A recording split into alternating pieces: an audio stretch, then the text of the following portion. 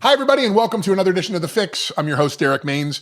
Today, this is a little bit of a different episode because I'm not really talking about operational efficiency today. We're talking about speaking and going out and talking to CEOs at peer groups. And I have Derrek Hofrichter here. Did I say it right? Yes, I did. That's right. Yeah, Richter you got Scale. it. I got it. Hofrichter, who I've actually known for probably about 10 years because you were my Krav Maga instructor. That's right. So, how in the world, Derrek, do you go from being a Krav Maga instructor?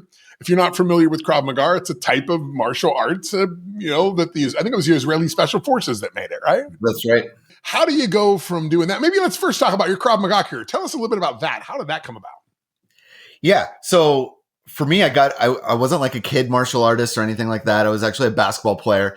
I got into it. So I got into martial arts as an adult, which has always sort of given me the passion for teaching adults. And so like my facility was adult driven versus like most dojos and places are very kid driven. Yeah. I think because of my experience of getting into it as an adult, it's always where my passion was. And I got into it. I think the way that a lot of adults get into it is because I was put into a situation where someone was trying to mug me. And in that moment, like, I was in a big city riding public transportation. Yep. I didn't know what to do.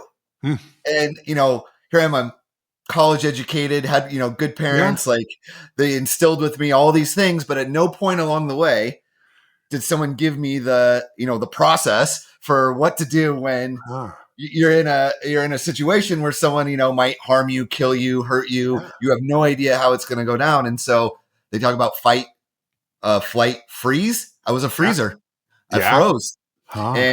And so I just kind of made a decision there at 19 years old. I at least want to have some idea of what to do. I don't want to be in a position again where I just freeze. So that's how I got into it. Wow. And I have to say, Derrek, I didn't even think about this until this moment, but I actually had a road rage incident. I mean, major enough, police involved, arrests, the guy's in prison. Yeah. I had an incident 2 years ago, and I haven't really talked about it publicly, but I wonder now if some of that Krav Maga training didn't come out, because what happened is road rage incident, the guy got out of the car, 2 other guys got out of the car. One went, they're beating on the windows of the car. I'm in there with my 90-year-old mother-in-law and my wife. One of the guys goes back into the car, reaches under the seat, pulls something out, turns away from me and goes like this, and then puts something in his pants. And I will admit, I do carry a firearm. So what did I do? I drew immediately right into his face, right? Yeah. And I didn't shoot. And I was in the car. I, was aiming at him through the windshield, but that diffused the situation. And they ran off. And interestingly enough, when the police saw, it was all on video. Like it was, I had video in my car. Yeah. The police dissected the whole thing. And the officer said to me, he said, I don't understand why you didn't shoot the guy, because you legally had the right to, he was threatening your life. And it's obvious he went and retrieved a firearm. And I said, no, I think you're wrong. I don't think he retrieved a firearm. And he's like, but according to the video, you could. And I said, yeah, but when I saw him doing this, every time slowed down for me. Mm-hmm. And I saw him reach under the seat, pull something out, do an action like racking a slide, but he put it into his gym shorts. And I've carried a gun long enough to know that there is one thing that you cannot do with gym shorts. You cannot carry a 3-pound gun in your waistband of gym shorts. It will fall onto the ground in 2 seconds flat. Like there's no way to do it. So even though I drew, knowing, because I remember my mother-in-law, you could hear her on the camera yelling, he's going to shoot you, he's going to shoot you, do something. And I drew, but in that moment, I just assessed the situation. I'm like, is this really a threat? And it's probably some of that Krav Maga training. Is it really a threat? Is there a way to defuse this? Do I need to pull the trigger? All of these different things. And unfortunately, the guy did get arrested for discharging a firearm on the university over here and trying to assault a woman a few hours later. Well, there you go. So he did have a gun. He just wasn't able to carry it in his gym shorts. So it was very interesting when the detective called me back. They're like, you do realize that this same guy went down the street and got arrested for discharging a firearm on the campus. And I'm like, oh, okay. So, but it is interesting how I think there was so much of that. What I loved about Krav Maga and the way you taught it was you do it in slow motion first. Mm-hmm. You don't do it at full speed, right? You go through those motions of figuring out what you're going to do, paying attention, understanding where my weight is, how I'm stationed, so I got to give you some credit there for me not pulling the trigger. No, I love that story. I love those type of stories even better, than other outcomes from the story, right? Because I think what your experience there speaks to is self-defense.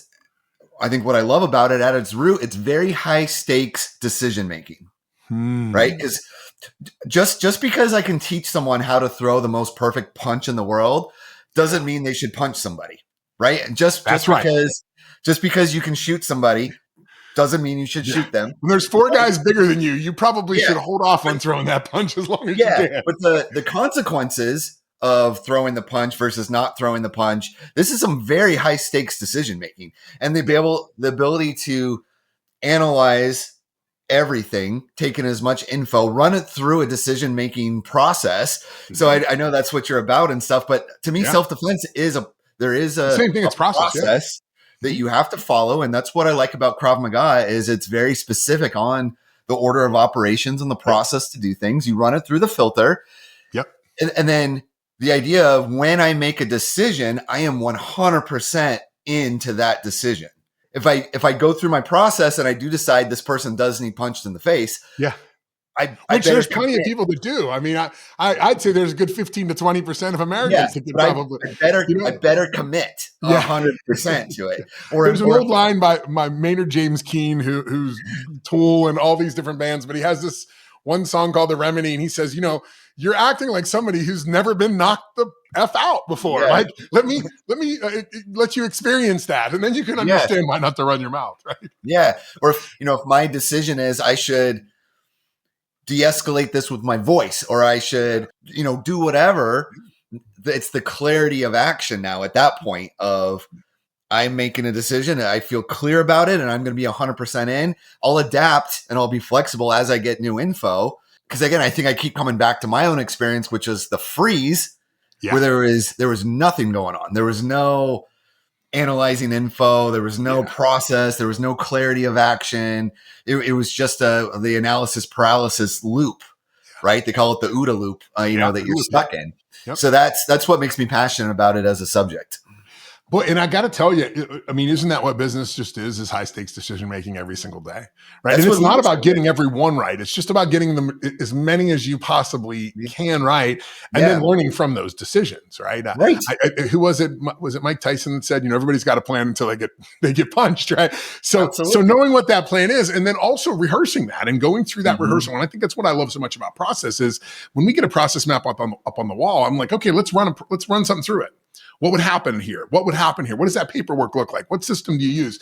And it allows us to do this dry run and this rehearsal so that when we do have to do those actions, we've already started to set the patterns and we already have some, some pathways that have been smoothed out for us that we know which way we can go and what we can do, and we can assess those situations. So I love that. So how does that relate to Vistage? Like I'm okay.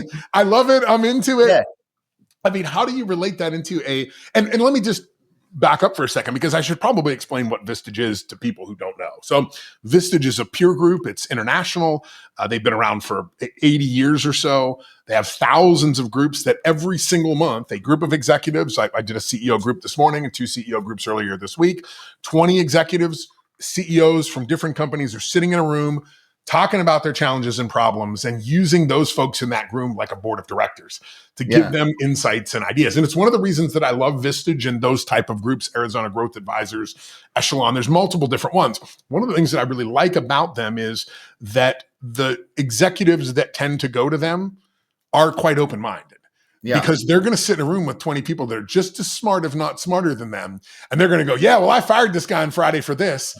And the other ones are going to go to him, boy, you're a freaking idiot, aren't you? And what do you mean I'm an idiot? They're going to get challenged in their questioning. And even the talk I did this morning, I could tell in the first 20 minutes, I started challenging some things. I'm like, do you guys all believe in what this guy says? And they're like, yeah. I'm like, he's a moron.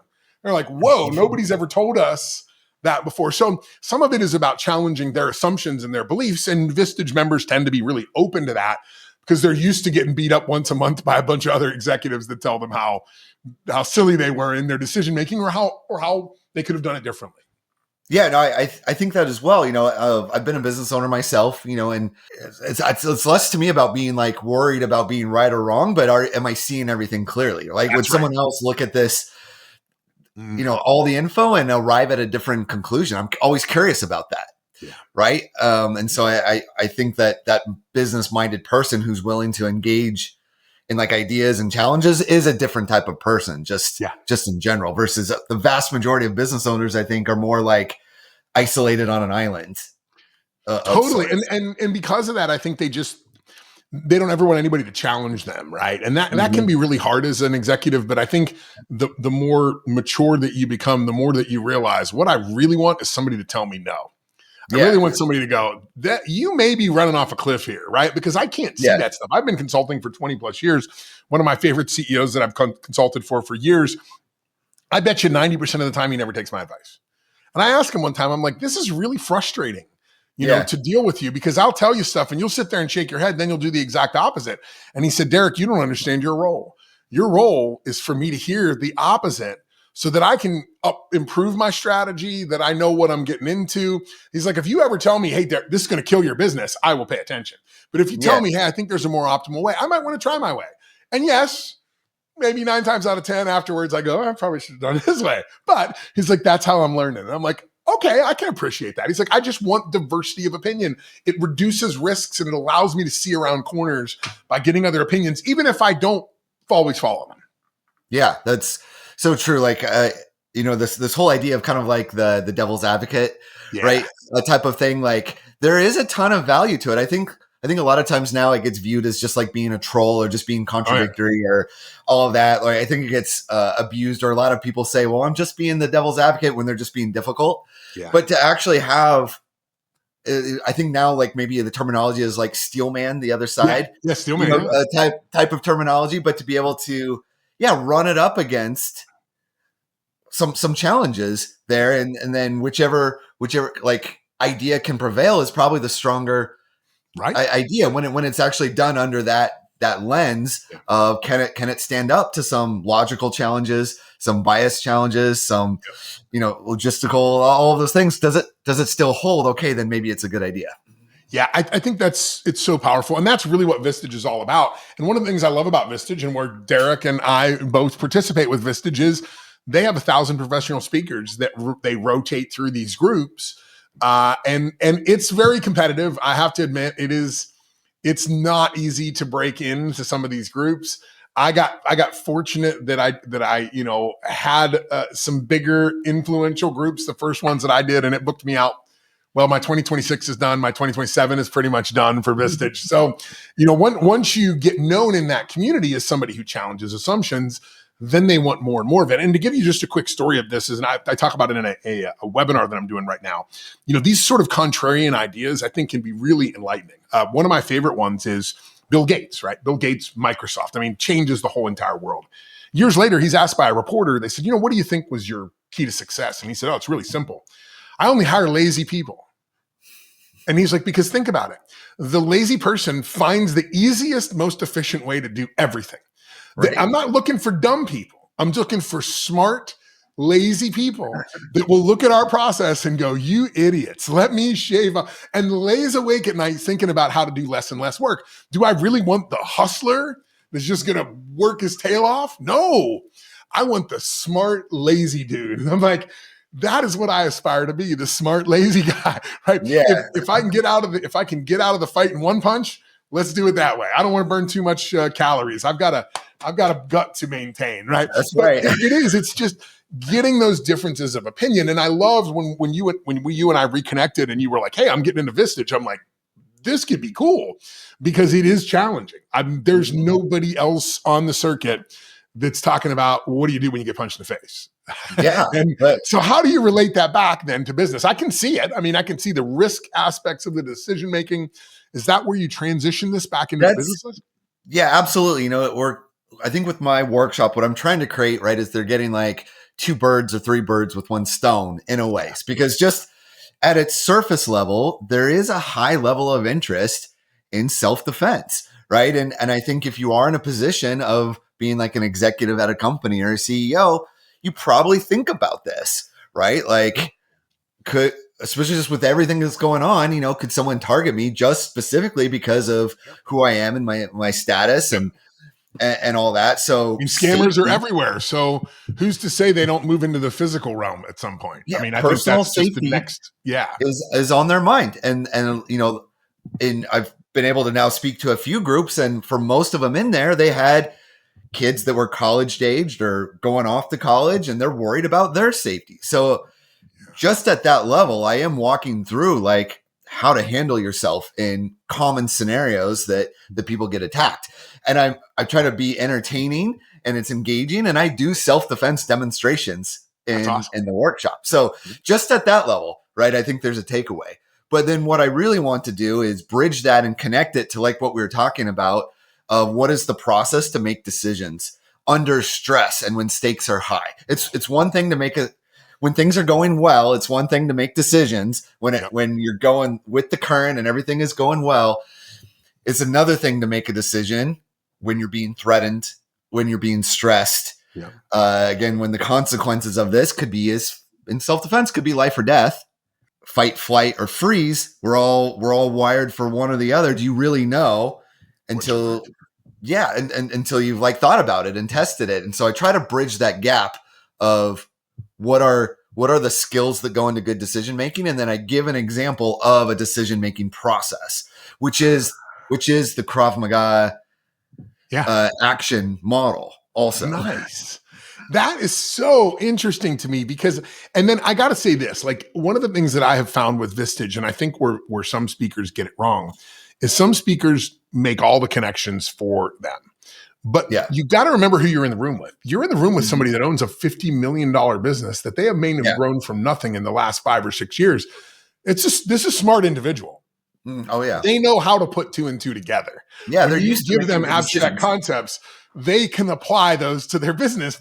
So even though you're talking about self-defense, they're thinking about defense, right? How they defend themselves, how they make decisions. So I love that. So now for anybody that doesn't know, Vistage Talks are 3 hours long. How do you fill 3 hours without knocking somebody's teeth out? So we're trying to keep, injuries to a minimum, right? and things like that. Like I'm trying to take all the risk, right? In there. There is a lot to talk about. There really is. And another thing, about my career, and Derek, you probably don't know this. I don't know if we've ever talked about it, but right out of college, I've got the hat right here. I worked for the NTSB. I saw that in the background. I was going to ask you about that after the break. I was like, hey, what's that all about? Yeah. So it's the National Transportation Safety Board. It's the government agency that investigates major accident investigations in the US. So right out of college, right, I'm assigned to the head of the agency. And so like when a plane would crash or a train would derail, this was back far enough ago that we had pagers on, right? Our beeper would go off. We would jump in the plane with the investigators and we would go to the scene of the accident.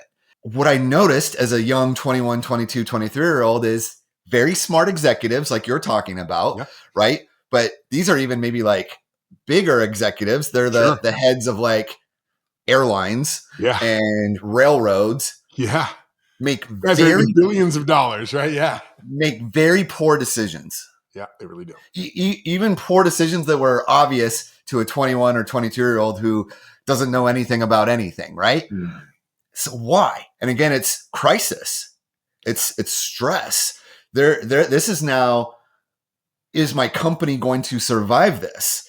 Right? Is the industry and everything going to make it? And we could point to a number of airlines that don't exist anymore because of accidents, and then having like a front row seat behind the scenes into their decision-making process really impressed upon me, at the same time that I'm learning like self-defense and learning all that other stuff.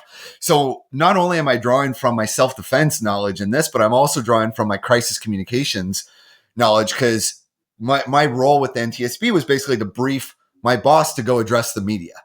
So we've got to go look at everything that's going on, speak to the company, speak to the investigators. We would speak with the families of, the victims that were involved. There may be people that were involved, assimilate it, and then be able to make clear, concise decisions. And, what info should we share? What shouldn't we share? Yep. So I'm drawing from all this info really to support this idea that just for one, if you've never been under a high level of stress, you don't have any idea how you're actually going to respond. Yeah, it's true.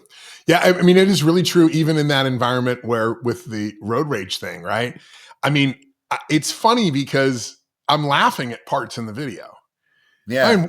Somebody is literally threatening the lives of me and my family, and my response is very like casual, sort of chuckling about it. And it's like, no, that you don't. And this is why people get in a lot of times trouble. You know, they that stress. Well, a great example of this. I mean, physiologically, if you're in pain, physiologically, 10 to 40% reduction in your IQ. How is that not the same with stress? No, it's the exact same.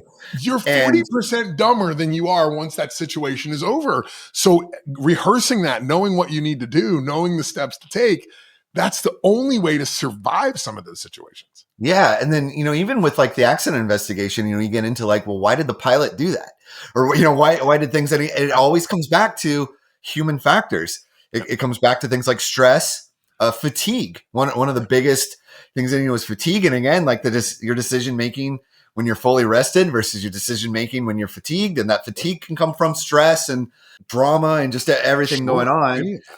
If you don't burnout in general, if you don't have a reliable framework for your decision making that you can kind of default to, it's wild. It's chaos, right? That you're going to run into. It reminds me a lot. I've been reading a lot lately about this concept of black box thinking.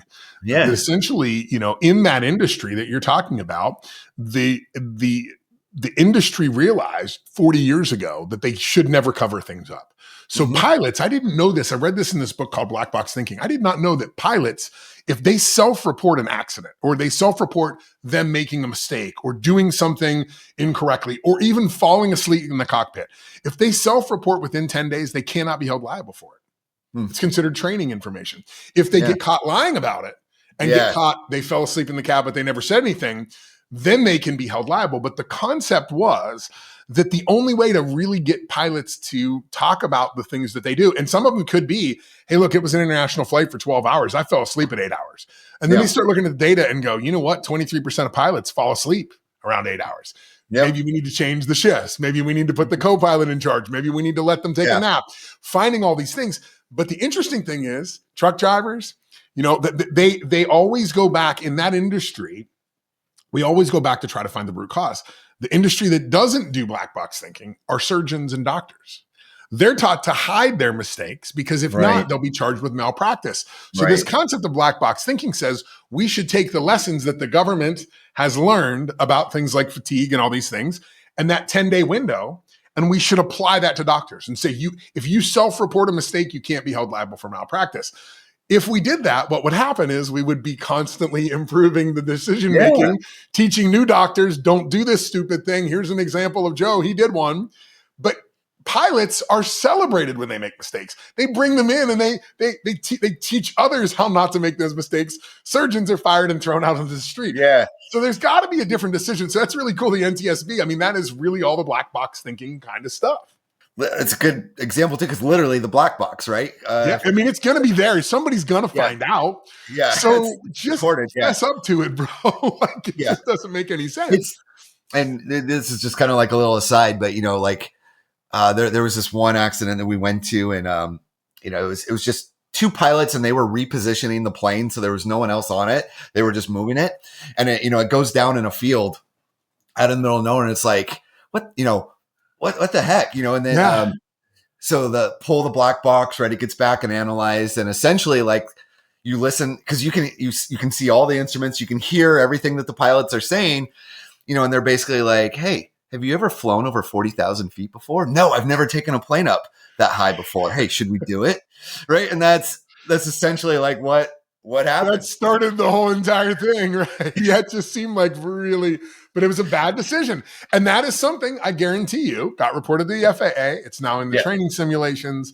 They're now learning about that kind of stuff. Look, don't try to do stupid kind of things and remanipulating. Both the engines flamed out because they went too high. Exactly. Yeah. So it's so funny how there is a root cause for everything. But to your point, it's the thinking modalities. We teach a thinking modality we call ADTE. There's lots of them, 5 whys, all these different ways of thinking about situations when you're faced with something and saying, look, instead of me relying upon the lizard brain to try to do fight, flight, freeze, fawn. I mean, I actually wrote about it in my last book. Fight, flight, freeze, fawn is the last one. Fawn essentially says if you have meat and the wolves are coming, you throw the meat at them.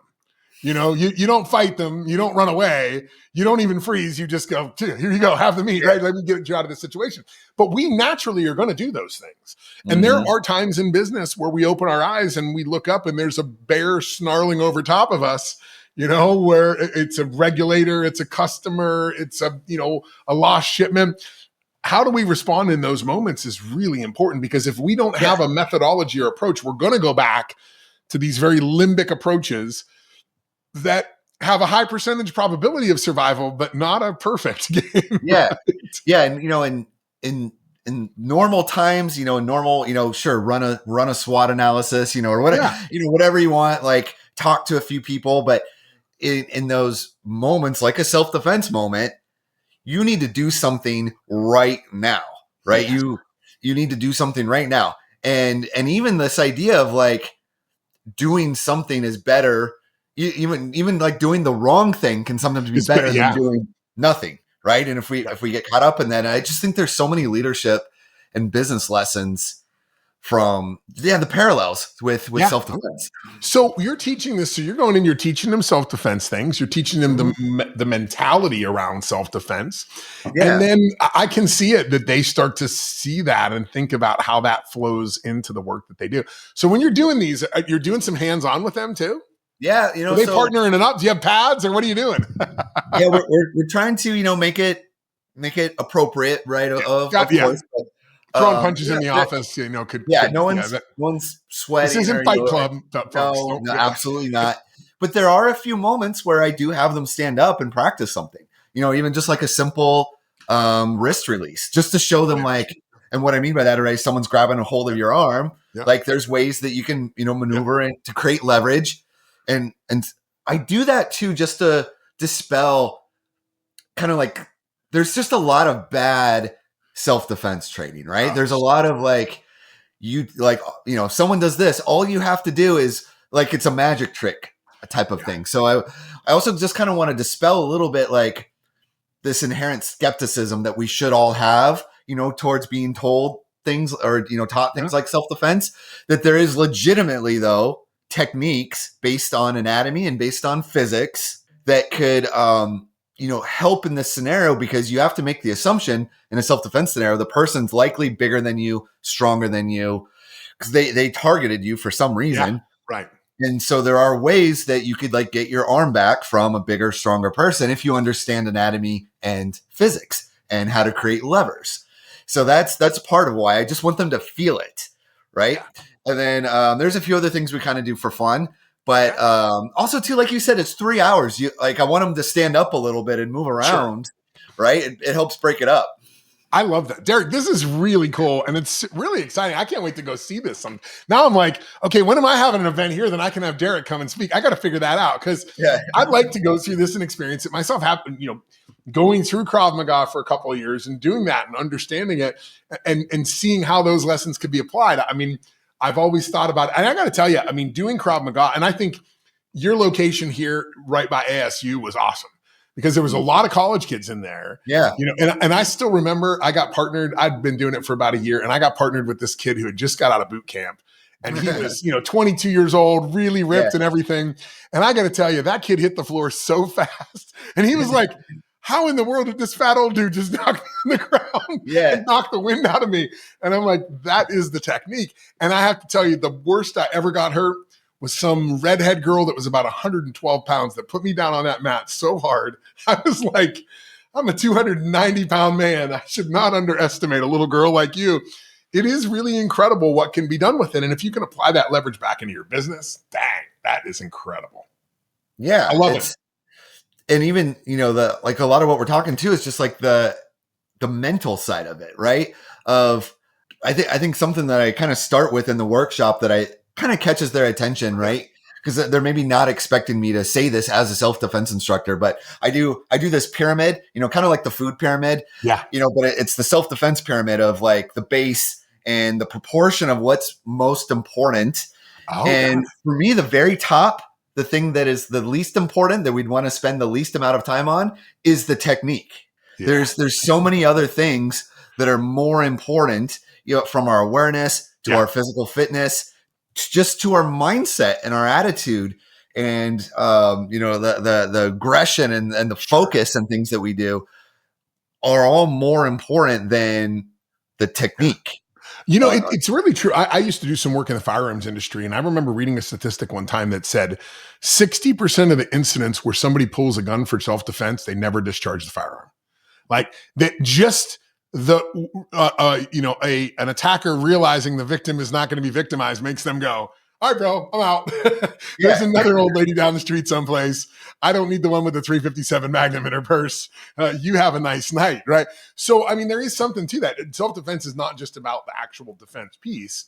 It really is about being awareness and all those kind of things. And this is where you got to separate also in people's mind. I talk about this in the workshop of the difference between like MMA and UFC and sport fighting versus self-defense. Like at a glance, like if you were to watch both classes, you would think that there's a punch is a punch, a kick's a kick, a knee's a knee, an elbow.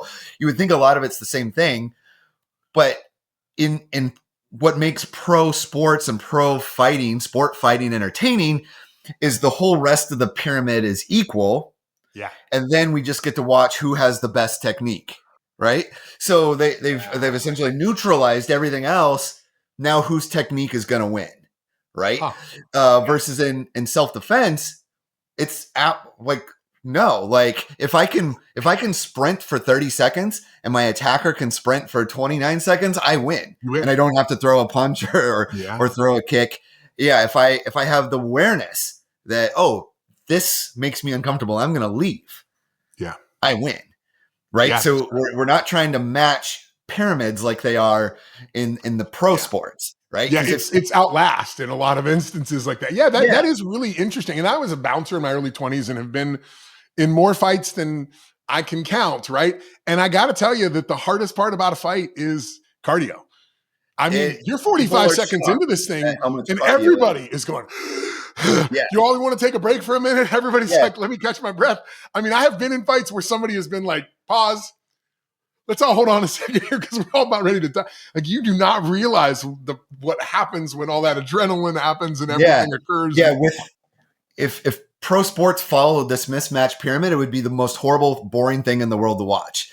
Yeah, so they take measures to make sure that everyone's in shape. That's why there's weight classes. Because again, they equally match all of those variables because that's what we want to see is a display of technique. I don't want to play that game for self-defense. I want everything to be not matched up. I don't want that guy to run to the gym one more time than me and win, right? Yeah, I want to be able to. Derrek, this was really awesome. Thank you so much for being here. I can't believe we talked 35 minutes about fighting. I can believe because we've had some great conversations before. Yeah. How do people find you, Derrek? Like if a Vistage chair wants to book you, I mean, they can find you. Maybe we should spell your last name and your first name because it's not spelled like mine. So maybe do that first. If you're a Vistage chair and you want to book Derrek, how do they get a hold of you? Yeah, if they are in the Vistage network, right? I made it through. I'm approved and all that, so they can search me. I can give my name right, Derrek Derrek, and then Hofrichter, HOF as in Frank, RICHTER. We'll put it the email address too, derek.hofrichter@gmail.com if they want to reach out that way. But if they search for me, they should find Self-Defense Thinking is the name of my. Is that your website? Self-Defense Thinking? Is that it's the name of my workshop there. I probably should do that for a yeah, you should. Right now, I'm going to go register it right now. I'll sell it to you later for more money. Yeah, I appreciate it. Listen, Derrek, this was a lot of fun. Thank you so much for being here. And thank you all for joining us on The Fix. Make sure you check out the podcast. We've got webinars going on, all sorts of things happening right now. Thank you, and we'll see you again next time.